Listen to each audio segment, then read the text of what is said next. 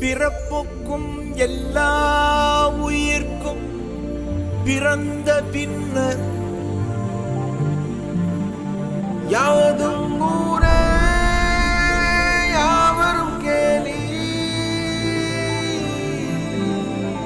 உண்பது நாழி உடுப்பது இரண்டே, உறைவிடம் என்பது ஒன்றே.